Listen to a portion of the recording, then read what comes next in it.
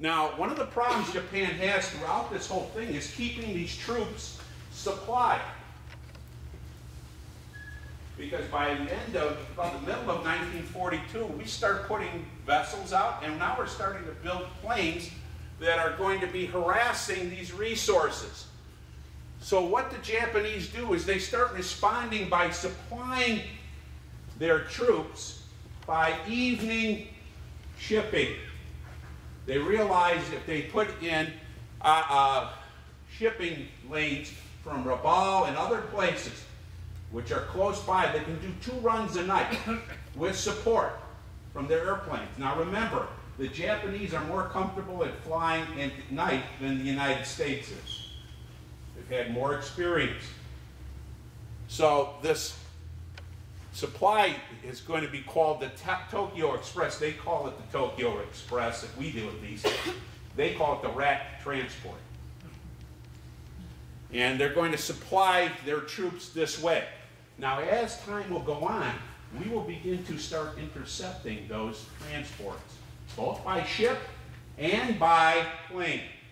And our convoys will start, our naval convoy groups will start kicking them up and start sinking their ships. And this is going to make supply very difficult for the Japanese. Throughout 1943 and 1944, the Japanese are fighting on essentially fumes on some of these islands because they cannot get transportation off the islands. They can't get resupplied. You're wounded, you're pretty much stuck. So they realize that they're in a desperate situation. They're going to have to take care of what they have with what's available at the time. Now, what we see is there's going to be a series of naval battles.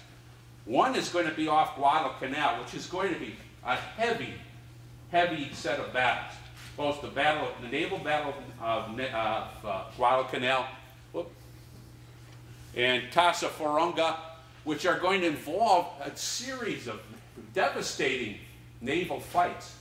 Now remember, at this point, Japan still has an advantage in ships. We send out 13 ships to take on Japan at Guadalcanal. We lose 11 of 13, but we do sink a couple of carriers of Japan, which now causes the Japanese to reevaluate their situation. They can't keep losing ships at the rate they are. And when you lose a carrier, you're not only losing the ship, you also lose what? Pilots. You don't have the pilots, so the pilots become a problem. So more ships go down, more pilots are lost. Pilots take a long time to train to be effective, and this is going to continue to be a problem. By December of 42, Japan is going to feel that it cannot sustain Guadalcanal. And this is one of the rare times they strategically withdraw from Guadalcanal. One of the few islands they give back. Now this took a lot of effort because some members of the Japanese High Command didn't want to budge. They were not interested in budging. But calmer heads prevailed. Now these are the kind of conditions you're fighting in, folks. 300 inches of rain, everything's a swamp. Motor vehicles, tanks, they're very ineffective in this sort of thing. And then plus, look at the jungle behind. It's the thick woods, and then later on you get vines and other things. This is not a good place to be.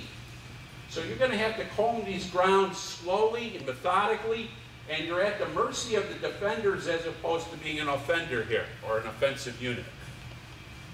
Now this was on a cover of Life magazine. And pretty much signaled that this is a nasty fight. And there's no animosity, or, I mean, there's no love for your opponent. It's all animosity. That's a Japanese skull propped up on a U.S. tape.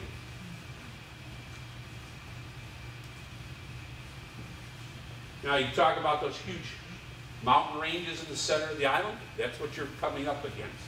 This is supplying, just supplying your basic positions, moving supplies from your landing zones to your bases. Everything is hand carried. You have to carry all this stuff. This takes a lot of effort. It's effort that you're not spent fighting. Now, another objective that we're looking at is the Japanese have a huge center of control on the island of New Britain. Now, New Britain is further up the chain at a place called Rabaul. Rabaul is the center of all of this. Everything that the Japanese do in these islands, whether it's New Guinea, whether it's the Solomons, whether it's any of these islands, they're going to revolve around their headquarters in Rabaul. Everything goes to Rabaul and from Rabaul out. The Allies realized very quickly that if we do something here, we have to take Rabaul and we have to get it quickly. Now, what's surprising, and it's really emphasized in the Keegan book, we had more troops in the Pacific than we do in the European theater. Well, where are we getting pressure on opening a second front? 1943. Europe. The USSR is squawking, we're doing the majority of the work here, and you guys are, where are you guys? We're waiting for you. Well, of course, Casablanca, we have the discussions between Roosevelt, Stalin, and Churchill, and the decision is made that we can't continue to keep pumping troops into the Pacific at the rate we're doing. We better divert some of them to Europe because we need to start the second front. And that's going to make a strategic change. Now, part of that change is going to involve a pincher's movement for Rabaul, trying to have Halsey come up on one side, MacArthur on the other, and catch Rabaul in a pincher. Now, this is not easy. It's going to all take time. All of these islands do not fall quickly. New Britain takes New Guinea takes almost 2 years to sustain the operation. And a lot of these other places, the Japanese are going to be so well dug in, it's going to take months at a time and heavy losses that are going to discourage quick movement. So we talked about the realignment, 1943, they realigned. Nimitz is made the overall theater commander. He's in charge of everybody, he oversees the whole operation, but he's primarily responsible for the Pacific, Central Pacific, coming across. MacArthur still has the Southwest Pacific, and Halsey has been given the South Pacific now as his objective. His objective is to move up the Solomon Islands. MacArthur is to pivot out of New Guinea, go to New Britain, and to go to Rabaul as quick as possible. Now, when we say quick as possible, that's not tomorrow.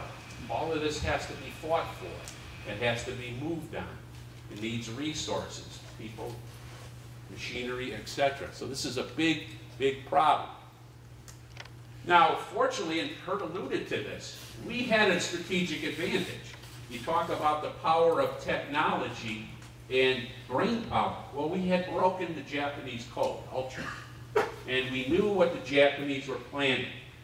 One of the big things that we were able to sustain and grab was the fact that their leader, Admiral Yamamoto, who's the brain trust of their Pacific movement, he is not going to be making a trip by plane. And what happens?